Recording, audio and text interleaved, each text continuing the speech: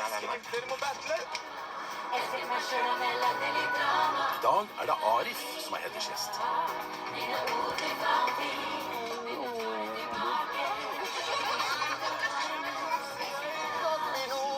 Jeg finner ut tics på et hotell der han bor. Nei. Arif, han kanskje en av de som har overrasket meg mest, egentlig. Hans historie, da. Det helt forferdelig, og det gjør så vondt. Og så hører jeg det, bilen bare... Jævla neger, vi skal drepe deg! Nok av historier der, dessverre. Så han bare, du ikke sønnen min. Det var siste han så gikk han. Så han ikke på 15 år, kanskje.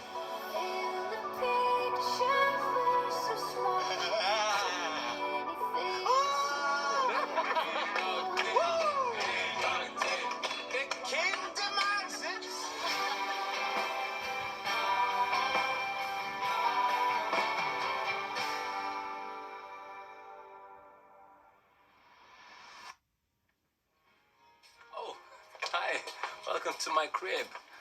Yeah, after many years of rap, putting rhyme and lyrics together, I've got my own hotel. Hallo? Hei. Jeg tror jeg finner en ostehøvel, eller?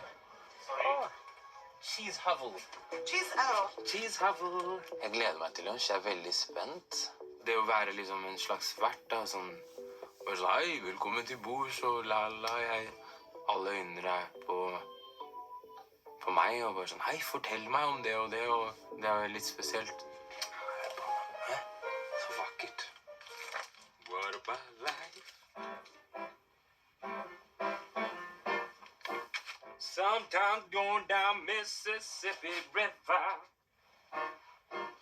looking out the window, I see my grandma Jilly. Spiller han på lag med meg nå, eller kjører han sololøp? Hører han meg?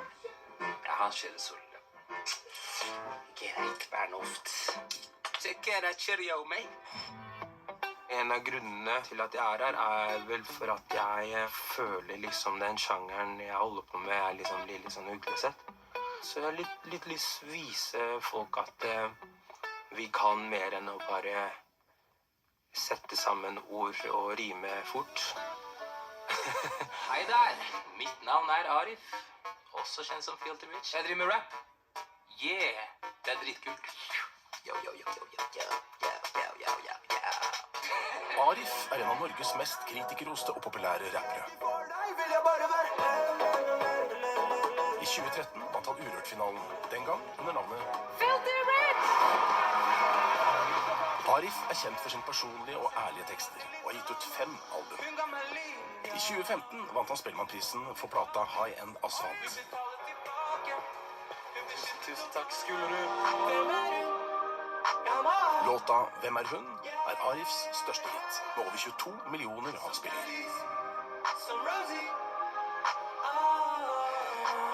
Hei, man of the day. Jeg gleder meg skikkelig til å høre låtene. Se og høre hva dere har funnet på. Jeg tror folk har hatt noe å bryne seg på. Ja, fordi det er ikke lett, ass. Du har jo en helt egen stil, så det skal jo litt til å liksom løsrive seg fra den. Men er det noen som får det til, så er det dere. Er det artistene skal velge? Jeg tenker jo liksom på de veldig rap-tingene, da. May-Britt coverer Arif. Oh my god! Altså... Ja, altså... Det er grunnen til at jeg er med på det programmet, Arif. Det blir gøy. Det er en ære.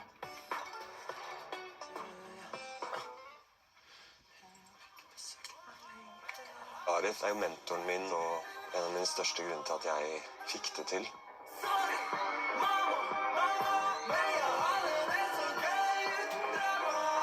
Han åpnet veldig mye i tankene rundt musikken som jeg har tatt med meg videre og fortsatt bærer på den dag i dag. Nå er jeg rolig. Det blir verre når jeg får queue om å gå opp. Da kommer det nok til å hamre ganske hardt, altså.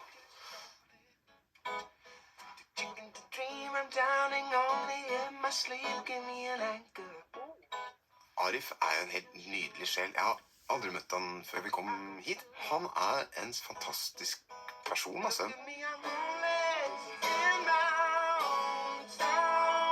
med sånn jævlig trøkk. Men en ydmykhet som er helt usvikelig bra. Veldig. Har du det? Veldig. Jeg har så lyst til å glede Arif, liksom. Han er så utrolig sånn varm og god. Så lyst til å få det til. Jeg synes også det er innmari morsomt å gjøre noe som er helt annerledes enn det jeg pleier å gjøre. Altså hiphop, for eksempel. Det er jo liksom ikke min greie i det hele tatt, men jeg gleder meg sinnssykt til å gjøre låta for Arif.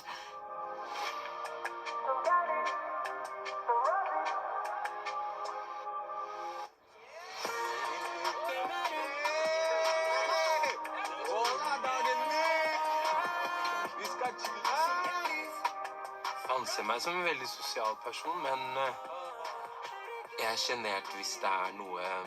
Hvis jeg skal gjøre noe som betyr noe, da kan jeg bli litt genert. Man skal sitte blant folk man kanskje ikke kjenner så godt, og det er kameraer og litt sånn der. Da blir du veldig nakent. Hei, velkommen til bords. Det er bare å sette seg. En vanskelige tider da, eller noe negativt da. Det blir vanskelig kanskje å dele. Jeg tror det kommer til å gå bra, men jeg er veldig spent. Er du mer nervøs i dagene du har sunget, eller i dag? Det er en annen type nervøs i dag. I dag er det litt sånn, så mange øyne på meg. Men vi blir blendende. Ja. Det er blendende smil. Fortell oss, hva heter det der? Det er grills. Grills, heter det. Jeg klarer ikke å uttale det engang. Grills, egentlig sånn sørstatsfenomen. Det som kom fra hardcore og kom opp og tjente litt penger, og så kjøpte de seg smykker og ofte en gulltann eller to. Så var det noen som bare gikk litt lengre. Og så senere tid så har den kulturen blitt adoptert, tusen takk, adoptert av rapperne. Kanskje jeg skal bestille meg sånn sett. Folkens, spis, kos dere. Jeg tar av meg. Yes, sir. Sulten er jeg. Men Arif, jeg husker jeg så deg på TV. Første gang jeg visste ikke hvem du var. Det var en sånn innsamlingsaksjon eller noe sånt, tror jeg. Så kommer du og synger en låt. Og så bare kjenner jeg at tårene renner. Altså, jeg klarte det. Altså, jeg hørte jo teksten, det var liksom en hulka, og det er veldig sjelden jeg gjør. Og det var mitt første møte med deg, sånn, uten at jeg visste hvem du var. Og det var utrolig fint. Kommer aldri til å glemme det. Du er jo størst, Arif. Jeg må jo bare, jeg har seglet meg mer til din dag med deg igjen. For jeg har jo vært fan av deg i mange, mange år. For meg da, som liksom en andre generasjons innvandrer, så har du vært en som virkelig har sånn banet vei. Ikke bare på det musikalske, men også i forhold til det å være mørk og ha den type historien vi har da. Og det er jo sinnssykt mange i våre sko som ser opp til deg. Men det har vært bevist at du har lyst til å være entertainer, men også måtte fortelle en historie.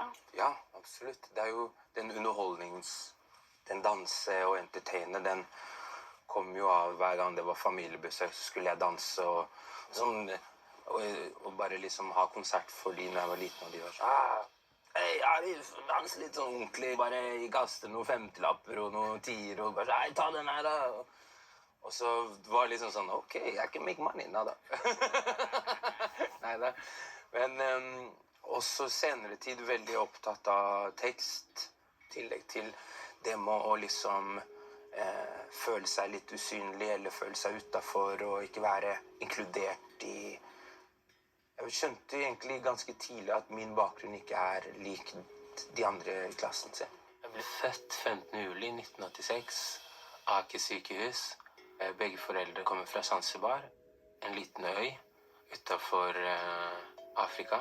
Så ja, unorsk bakgrunn. Det er bare sånn, ok, man er herfra, men man er mørk, man er ditt, man er datt.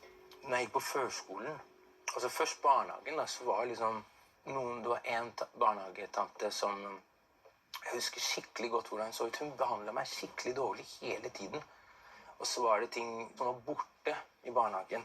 Så fikk jeg alltid skylda, og bare, Arif har tatt det, jeg fikk alltid skylda, Arif har stjålet den. Mamma klikket her, bare, vi er fra Zanzibar, liksom.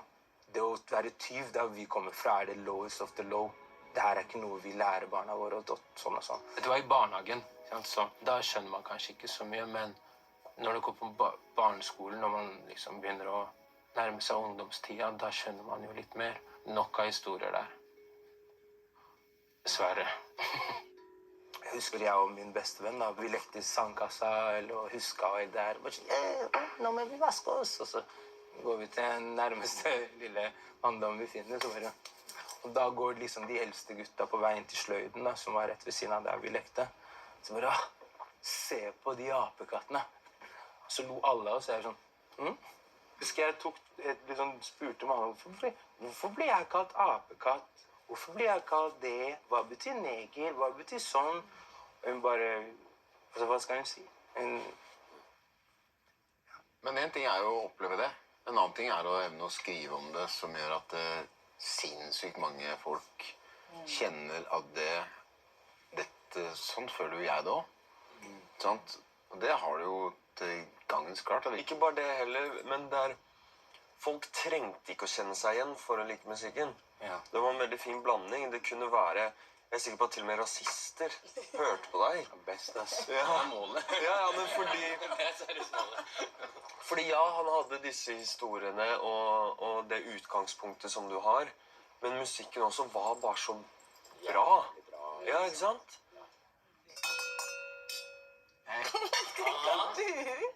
Samtidig? Det er meg nå. Det er min tur. Ja, det er meg. Er det sant? Dere må battle.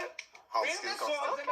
Hansken kastet. must fight to the Yes, vi får gjøre det i lag. Arif, du er så lett å bli glad i. Og nå skal jeg over i en øvelse jeg nesten aldri gjør. For å holde det så ekte at jeg kan ikke oversette noe. Eskimo-blod. Sammen? Å ja.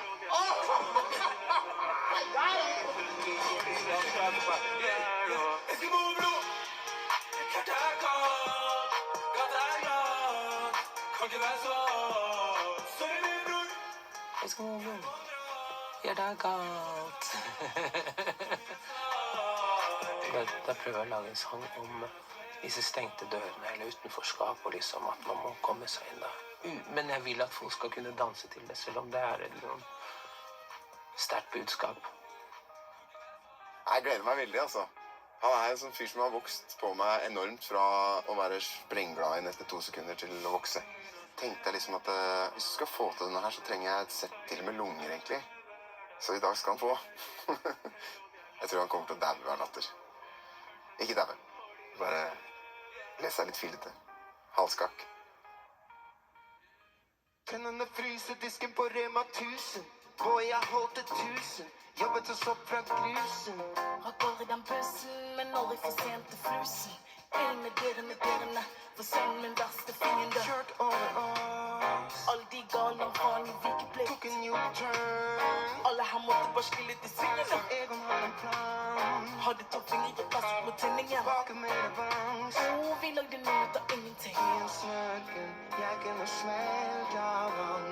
Kåde seg sverger det snør hver dag. Jeg er ikke mørkere, selv om jeg er langt under vann. Følelsesløs, fordi det snør hver dag. Eskimo-blod, hjertet er kaldt. Gata er glad, kan ikke være svak. Sorry, min bror, jeg må dra.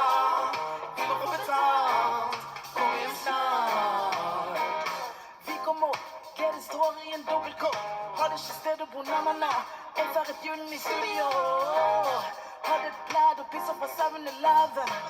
Så når jeg lagde sulten, var det på ekte. Alt er på ekte. Ingen av oss arver, men våre barn skader. Mamma, jeg sverger, det finnes ingen vei tilbake nå. Selv om vi spiller på hjemmebane, så blir vi sett på som bortelaget. Det er på tide med en forandring. Kjørte over oss. Alle de dager langt faen, det vikeplikt. Tok en U-turn. Alle her måtte bare stå i svingene. Egon har en plan. Hadde 2 fine godt presset mot tinningen. Tilbake til revansj. Vi lagde noe ut av ingenting. I en snøken, jeg kunne smelte av vann. Holde seg, sverger det snør hver dag. Jeg skjønner det, selv om jeg er langt under vann. Følelsesløs, fordi det snør hver dag. Jeg skal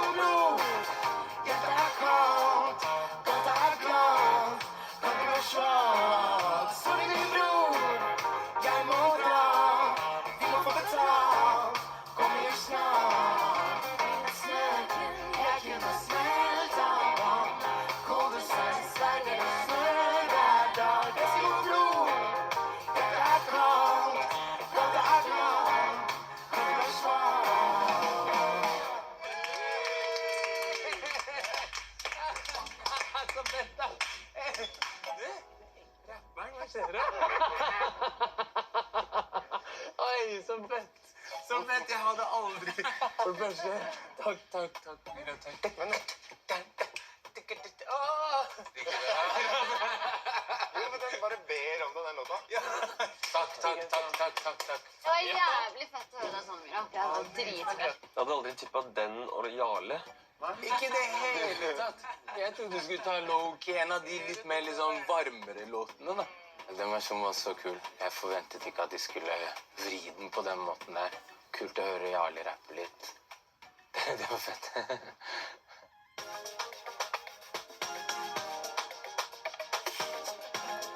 Altså, men hvordan klarer du å være så ærlig? Sånn helt spesielt, liksom si ting som er drøyt personlig. Tror det kommer av at jeg ikke er så flink til å snakke om følelser. Så da kommer det... Da sier jeg det helt i musikken. Jeg merker det. Ja. Så det er en liksom terapi... Hver låt er en slags terapisession. Absolutt. For eksempel en låt, introen på en album som heter «Ha en asfalt», der er Veldig bra intro. dødsærlig og bare sier da veldig enkelt og greit hvordan jeg vokste opp, da. Oh, shit. Livet på Bogerud, vi lekte i en sølepytt. Jo Erling Jær kalte oss negen når han gikk forbi. De drepte Benjamin, de fitte nazistene var voksne, og vi var bare kids, man. Drep meg, tenker vara når du ble gravlagt. Så denne her går til Barstad, negeren din har startet. Det der er sterkt, ass. Oh, shit. Frysninger. Ja, det kjenner jeg. Det er lenge siden jeg har hørt på den, ass. Kan du fortelle om det der? Ja, det er jo oppveksten, deler av oppveksten min, og det var et sånn nynazistmiljø på Bøler, som er rett ved siden av Bogerud, på den tiden der. Vi bodde jo da på først Tveita, og så Bogerud heter det. Det var mye nynazisme rundt der. Og de drev jo på med terror, fysisk og psykisk. En 15 år gammel gutt med norsk-afrikansk bakgrunn ble sent i går kveld drept i bydelen Holmlia. De siktede er 3 menn i begynnelsen av 20-årene og 2 17 år gamle jenter. Ifølge politiet skal de ha tilknytning til den høyreekstreme grupperingen Boot Boys. Offeret var norsk statsborger, men hans avdøde far var utlending. Altså, han som drepte Benjamin gikk på samme barneskole som meg. Eller når jeg gikk på førskolen, da gikk han da i 6. klasse. Så han kom jo med masse slengbemerkninger til meg og kompisen min, og var mange tunge år på grunn av disse menneskene. Og det resulterte jo i et drap på Benjamin til slutt. Jeg så dritt, altså. Det er så trist, da. Så det var i og med at det var dette miljøet, ikke sant, så husker jeg tror det var 4. klasse, så var det var juleball. Og da husker jeg at jeg hadde gledet meg, jeg og vennene mine, vi hadde planer, vi hadde hørt på Backstreet Boys, at vi hadde laget en dans, vi skulle ta foran hele klassen en juleball, og jeg gledet meg skikkelig. Så da, på vei da til juleballet, så går jeg, gleder meg, pynter meg, midtskillene på plass, hadde en liten good chain klar, og litt samme stil som jeg rocker nå. Og så bare på vei da, og går jeg, og det er mørkt, det er rett før jul da, og så kjører det en liten hvit, sånn 90-tall, sånn kantete hvit Golf, og så hører jeg den bilen bare bremser som bare det, og så kjører mot meg igjen, så bare «Jævla neger, vi skal drepe deg!» Så jeg bare... Og da har de liksom terrorisert oss i mange år, og det har vært sånn, å nei, nå skjer det. Nå får de endelig tak i meg. Og så er jeg bare, å shit, jeg tenker ikke, jeg bare snur meg. Løper skikkelig fort. Kommer jeg inn døren, låser den, og så bare sitter jeg ved døren, sånn inntil døren. Og moren min bare, «Hey, you're back early», liksom. Du skal ikke til juleball. Hele kroppen min rister på all adrenalin, og bare... Så jeg bare, nei, jeg glemte noe eller et eller annet, jeg bare fant noe. Men det blir ikke det samme å gå de gatene på kvelden etter noe sånt. Nei. Jeg var så mørkredd. Jeg pleide å tisse på meg til jeg ble jeg var alt for gammel til å tisse på meg. Så jeg var bare så sykt redd hele tiden. Og når det greiene der skjedde, så var jeg sånn jeg turte ikke å gå ut. Hver gang det var mørkt, så samlet vi sånn, hei du, vi skal, Masud, hvor er du? Delshad, hvor er du? Ja, jeg skal dit, bli med, vi skal bare til Narvesen, så går vi alltid samlet. Det var kaos hjemme, og kaos på vei til skolen. Kanskje til og med etter. Det var liksom warzone her, warzone der, så ingenting var trygt. Og da, det er sånn, vi led av PTSD, liksom. Vi måtte jo liksom, eller i hvert fall jeg måtte jo liksom få profesjonell hjelp med tanke på sånn, å snakke med psykologer og sånne ting. Men at jeg ikke turte å gå på skolen og mye når jeg tenker tilbake på ting, så kanskje var det en form for selvhatt. At jeg kunne da ønske at jeg ikke var så ut som jeg så ut da. Men orker du å snakke litt om det kaoset ditt hjemme? Hvorfor var det ikke trygt hos deg hjemme? Nei, det var moren og faren min hadde et veldig turbulent forhold, i hvert fall siste perioden. Og mamma, hun var da student og jobbet, og han liksom dealet og liksom det greiene der. Og så i tillegg brukte han selv rus, liksom. Ja, begge gjorde sitt beste, men det var ikke bra forhold, liksom. Dopflow, er ikke rart faren min var en narkoman og en dopdealer, yo. Søppelsekker fylt med 1000 lapper inn i skapet, mamma løy. Sa negeren jobbet inn i banken. Romantisk tanke, jeg så jo opp til han var jo høyere enn taket. I den introen på En asfalt, så forteller moren min og faren min sin historie. Han sleit med rus, og liksom, ja, det var liksom han slet med mye. Man blir jo en helt annen person, ikke? Man mister jo seg selv i det greiene. Når han liksom bestemte seg, ok, nå skal jeg kline opp og bli en bra far, eller være en bra mann, så klarte han ikke å liksom holde ut, fordi at det ropet om at jeg trenger mer, fikk ut det verste i han, og da utagerte han med å være fysisk mot oss, og liksom sånne ting som det der. Så jeg husker en gang jeg sa til ham, jeg skal rømme. Og da var ikke mamma hjemme, og så sier han, bare røm du. Han bare var sånn, satt liksom foran meg og gjorde det greiene, altså aluminiumsfolie og ditt og datt, liksom.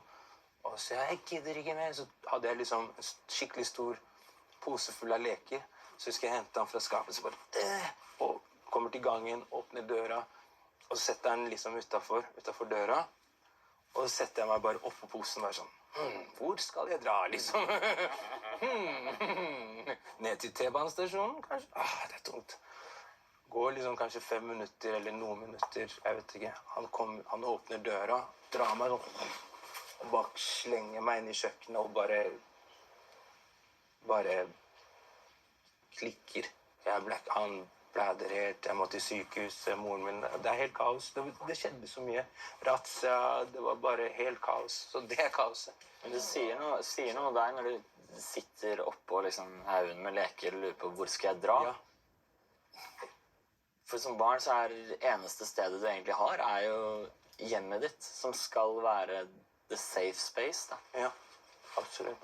Jeg husker jeg hadde et oppgjør med han før jeg liksom, siste gang jeg så han, under den tiden der da var jeg liksom 10, og så prøvde han da å angripe mamma, som han hadde gjort i så mange år tidligere. Så klikket jeg, hei, hold deg unna henne, skal jeg beskytte henne igjen. Så klikket jeg, hei, tok jeg en stekepanne, hei, kommer du deg ut? Og liksom, nå kommer du ut, han bare, åja, du har blitt sånn, eller? Så jeg bare, ja, jeg har blitt sånn, kastet jeg stekepanna mot han. Så kom all sinne som jeg hadde hatt bært inne i flere år. Nå kommer du deg ut! Så han bare, du er ikke sønnen min. Du har samme temperament som moren din. Det var siste han så gikk han, så han ikke på 15 år, kanskje. Jeg var livredd. Jeg har egentlig ikke skjønt hvor syke de historiene egentlig er. Men når jeg ser Myra og Anna gråte, og Stig også, liksom, da blir jeg sånn. Og jeg hører meg selv fortelle det her, da gjenopplever det på en viss grad, ikke sant? Litt. Oh, shit, Stig. I know where we're going. Arif. Yeah, man. Setter pris på deg. Jeg skulle velge en låt, så gikk jeg gjennom. Og så havna jeg på Tusen netter. Fy faen, yes, ass. Jeg tror det er sterkt, og ja, hva skal man si? Ingen skal måtte gjennomgå sånne ting. Og i hvert fall ikke et barn, men dessverre så er realiteten sånn i noen sine liv. Og ting han har fortalt i dag også, mye av det har jeg jo ikke visst om jeg heller. Altså, kanskje hvor ille visse ting var.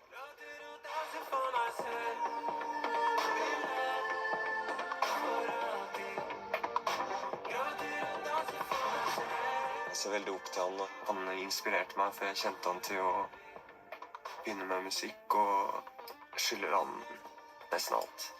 Jeg føler det kanskje på en måte min takk da, til han. Min tale.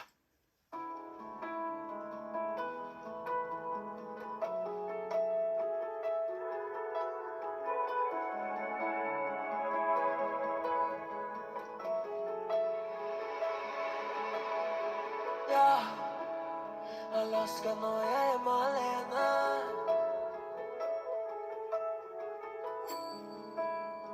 Hun vil ikke besøke meg lengre. Ja. Er det slutten på vår historie, baby?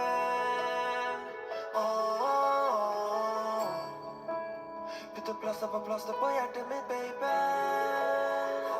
Gråter og danser for meg selv. Min love for alltid. Gråter og danser for meg selv. Bli med for evig. Tusen nett, tusen dager, tusen nett. Tusen nett, tusen dager, tusen nett. Hun sa hun visste det. Livet går videre, men jeg vil ikke. Jeg var dum som trodde vi betydde mer. Har blitt vant til livet på en pinebænk. Skyter på meg, dreper min samvittighet. Og jeg faller, men lander på begge ben. Skyter på meg, dreper min samvittighet. Og jeg faller, men lander på begge ben. Gråter og danser for meg selv. Min love for alltid. Gråter og danser for meg selv. Bli med for evig. Tusen nett, tusen dager, tusen nett. Tusen nett, tusen dager, tusen nett.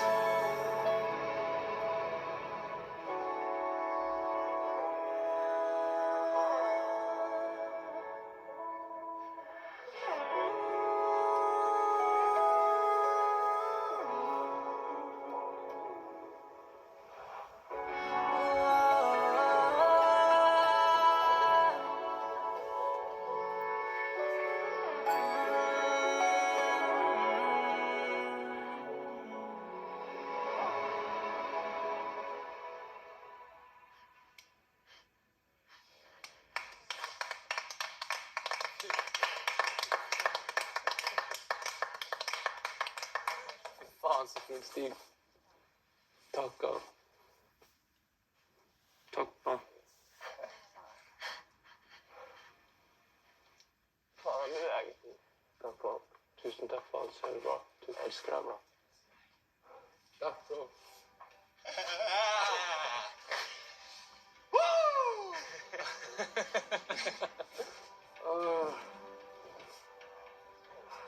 altså, Stig den som holder på med grine.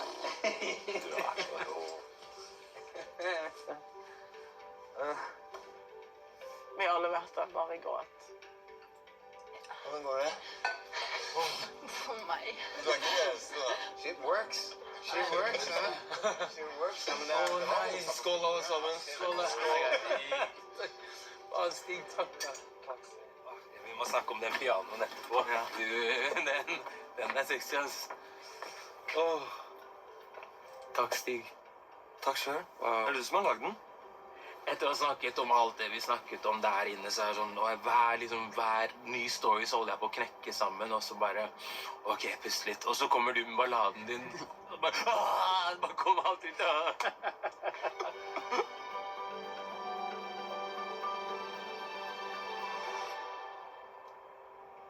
Altså, det så stort, og må være skikkelig tøft av moren din å prøve å lage trygge rammer og altså et trygt miljø å vokse opp i når du allerede i dette kaoset. Det derfor jeg sånn, nevner moren min her og der, intervjuer og liksom låter. Det sånn, jeg tenkte sånn, bro, jeg må gjøre det. For hun har vært der, hun ga meg liksom den selvtilliten, den selvfølelsen, den der å tro på seg selv da.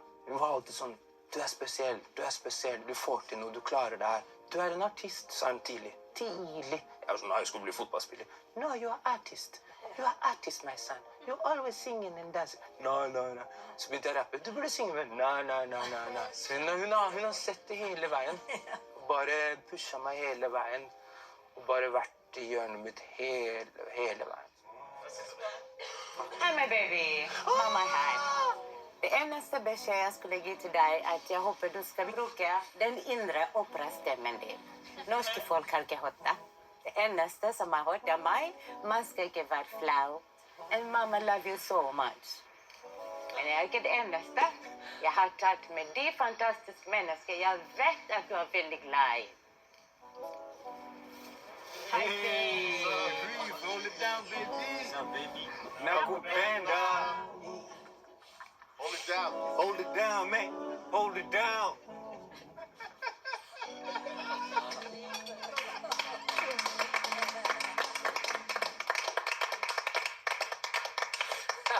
Hun låter akkurat sånn som når du inviterer henne. Du helt sju, du har nailet henne så. Men hvem du på operascenen? Jeg vet ikke hvem hun snakker om. Hun har bare bestemt seg for noe greier her.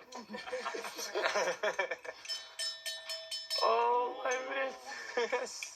Når jeg hørte at du skulle være med, så tenkte jeg kan ikke synge for Arif, det går liksom ikke. Men så tenkte jeg at jeg har så lyst til å prøve å gjøre det, for jeg hadde hørt en låt da, som jeg synes så utrolig fin, som en hyllest til mammaen din som vi så her. Yes, sir. Og jeg tenker at liksom, som fyr med så mye varme og kjærlighet i deg, og det må du jo bare ha fått ifra henne. Så har jeg også en mor selv som jeg var veldig, veldig nær og glad i. Snakket med henne på telefonen hver dag. Så jeg liksom kjenner igjen den følelsen av at mora di som elsker deg overalt på den jorda. Jeg har da tenkt å synge Malaika for deg. Og det Jeg gleder meg. Ja, jeg pleier ikke å si at jeg gruer meg, men i dag så gruer jeg meg litt for å hjelpe meg. Malaika. En veldig viktig låt for meg. Store gutter gråter aldri på det du sa. Men mamma, jeg skal være sterk for begge nå. Det nesten naturlig at hvis man opplever så mye grusomt at man blir kanskje litt hatefull person. Men på grunn av da mamma så har man ikke blitt det. Veldig stolt og glad, veldig rørende låt. Selv den dag i dag. Store gutter gråter aldri, det var det hun sa. Men Arif, du må være sterk for begge nå. Yeah. Husker du Skullerud? Du var mer enn en håndfull, var ut av kontroll. ADHD på fullt, måtte vokse så fort, for hverdag var stor og bære deg tung. Et rom med 8 plass til ingenting var umulig, ja. De rammene og teit opp madrassen på gulvet. Lule lille tante Mona sov i stua. Gigi og Villa tok senga i rommet. De hjalp sine søstre helt til Europa. De lever bra nå. De fikk seg barn nå. Barna har barn nå. Yeah. Kommer aldri til å skjønne den smerten du hadde. Smerten deg hadde, det var jo vanlig. Evig takknemlig, elsker deg alltid, ja. Dette her er gledestårer.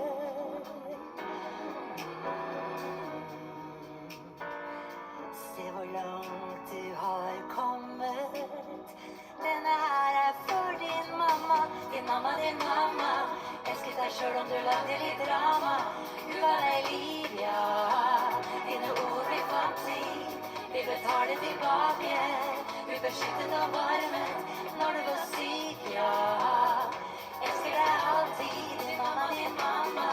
Elsket deg selv om du lagde litt drama. Du ga deg livet. Dine ord vi fant i. Vi betaler tilbake.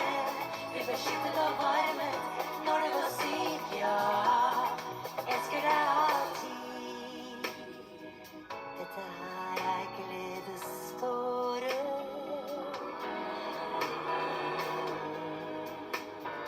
Se hvor langt vi har kommet. Denne her er for min mamma. Min mamma, min mamma. Elsket meg selv om jeg lagde litt drama. Du ga meg liv, ja. Mine ord blir fant i. Vi betaler tilbake. Vi beskyttet av varmen når jeg var syk, ja. Elsker deg alltid, min mamma, min mamma. Elsket meg selv om jeg lagde litt drama. Du ga meg livet. Vi betaler tilbake. Vi beskyttet av varmen når jeg var syk, ja. Elsker deg alltid.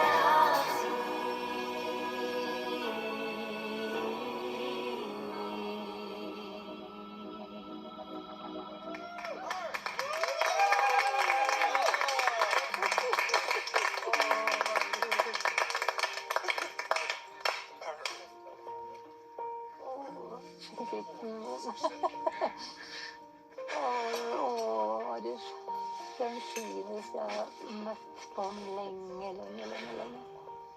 Tusen takk for at du er den du er. Tusen takk, May-Britt. Wow. Du rappet litt i deg i starten. Det er ikke så fordommer jeg ikke rappa det riktig så lenge jeg klarer å røre hjertet ditt, så er det viktigste. Du rørte, ristet det og kastet det ut. Jeg sitter, det er lunsjen liksom. Tusen takk og wow. Koret, bandet, koristene. Hei, dere kom inn så kult. Dere kom. Det kan være, what's up? Dere forventet ikke oss. Takk. Dritbra. Takk.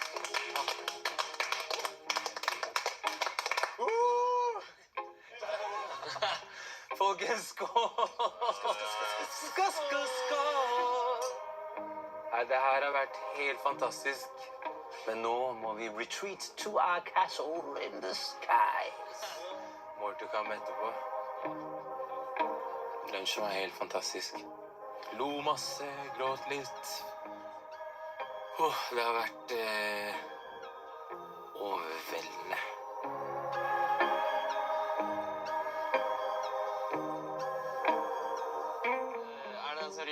Den som vinner får være Marif? Ja.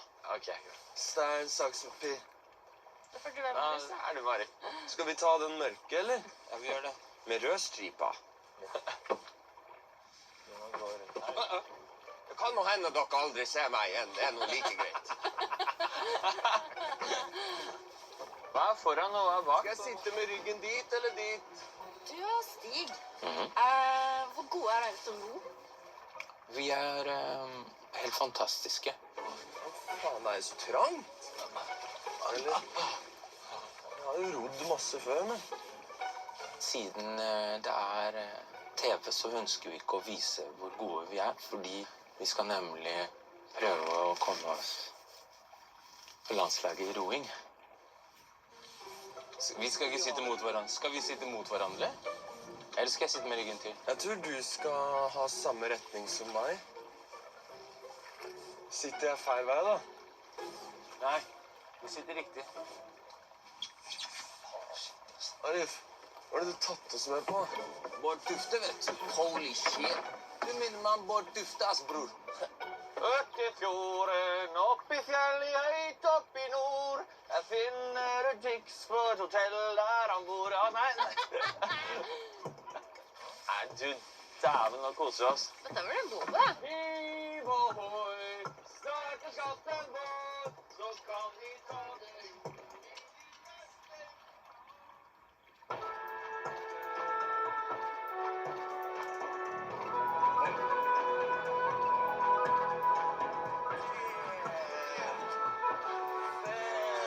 Faen igjen! Kom igjen! Hei!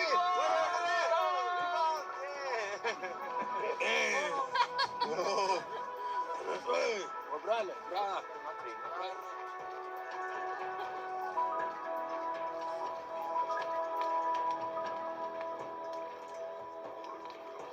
Han fortjener alt det beste i dag, altså. Det er jo mentoren min og idolet mitt, og han er veldig inkluderende. Han er veldig imøtekommende med alle, og bare en fin fyr, da. Jeg trodde Arif at du var...